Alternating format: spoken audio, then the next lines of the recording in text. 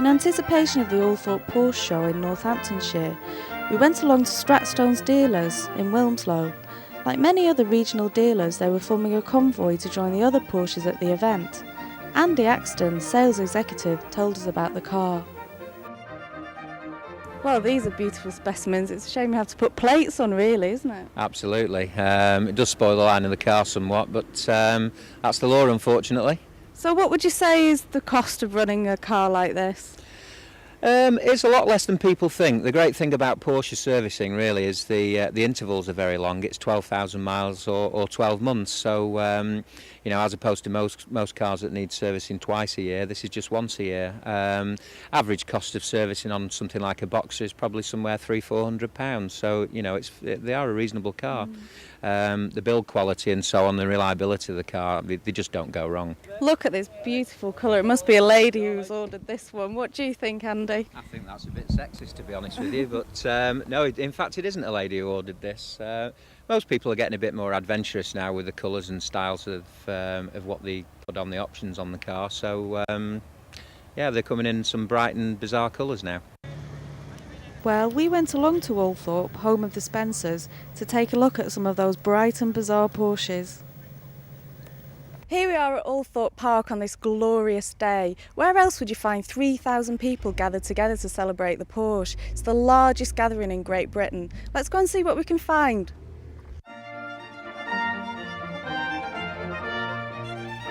A good way for the owners to exhibit the elegance of the Porsche is during the relay race.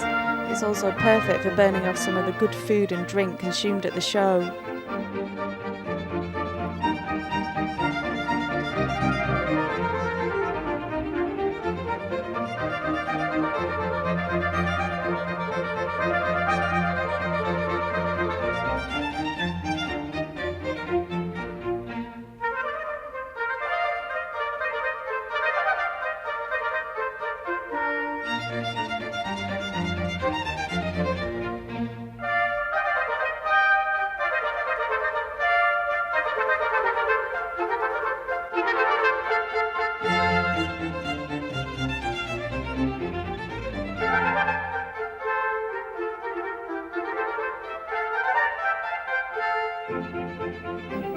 The show attracts classic Porsche owners along with more contemporary owners.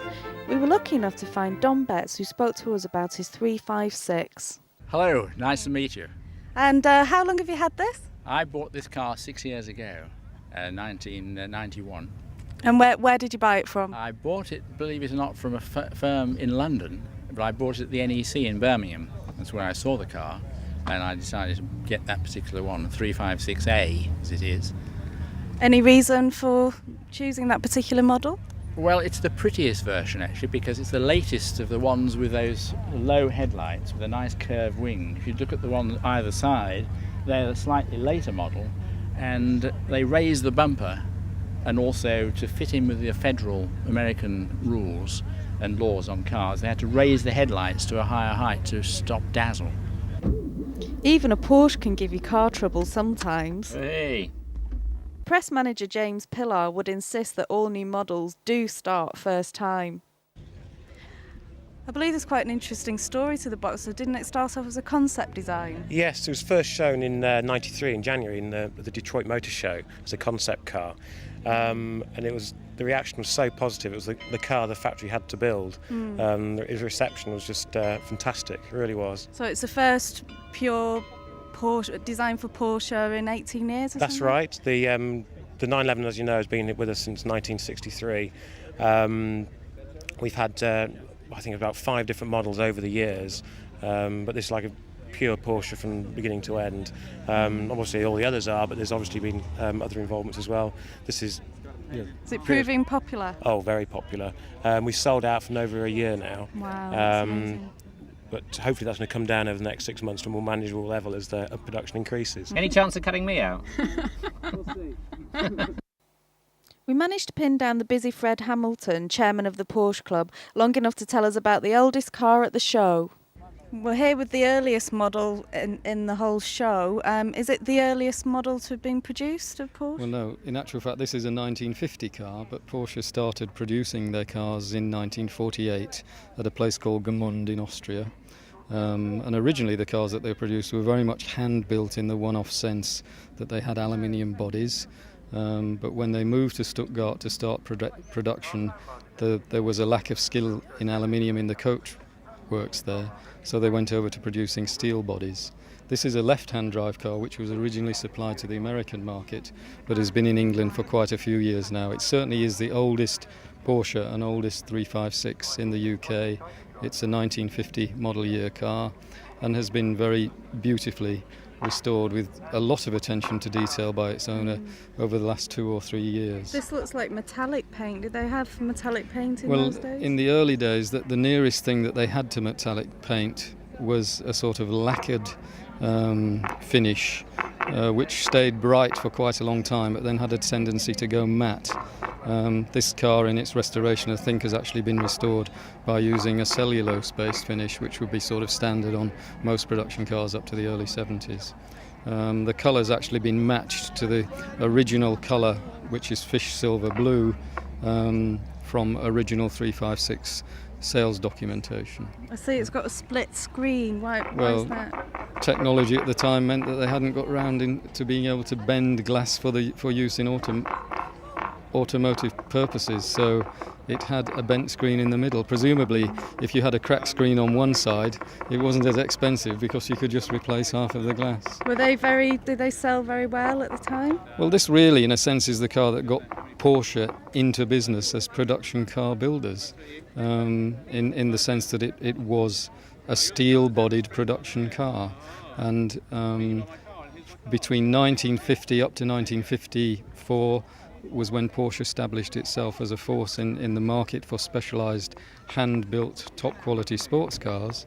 And this would be very much the sort of product that a wealthy German or American might have bought at that time. The interesting things are the skinny wheels and also the white wall tyres, which for that period were very much the sort of stylish thing. Nah. So we've got 15 different versions of the 911. What distinguishes them all from each other? Mainly drivetrains, whether it's two-wheel drive, four-wheel drive and body styles. This particular one is the 911 Targa, which is a completely glass roof, which the touch of a button all retracts back. Also, which this car features, but is available on all the other models, is this Tiptronic gearbox, which is an intelligent automatic basically, but you can override it, and you sort of in F1 style, you can change gear by your fingertips, literally up and down the gearbox. And also, obviously, this lovely glass roof. So we've got another example of the 911 here. That's right. As I said earlier, there's about 15 different types of 911 you can get now. And this is perhaps the peak of the range. It's the 911 Turbo, 410 horsepower, four-wheel drive, 6-speed. Brake system that takes you from 6 to 0 in 2 seconds. Engine that takes you 0 to 60 in 3.5 seconds. Yet in 1995, it was declared the cleanest production car in the world by the Bavarian industry.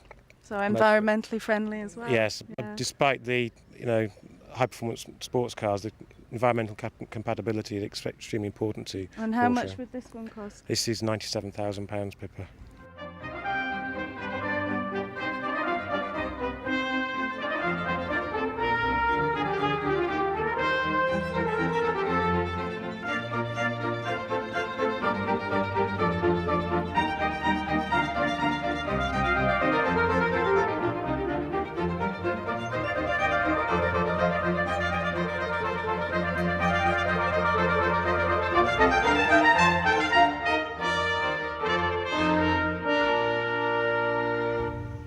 Well, the day's coming to a close now. We've had a great day. We've met some fascinating people and seen some wonderful cars. I recommend it to anybody. We've not managed to bump into the Spencers yet, but you never know, maybe next year. Anyway, we're going to go home now in our Lada.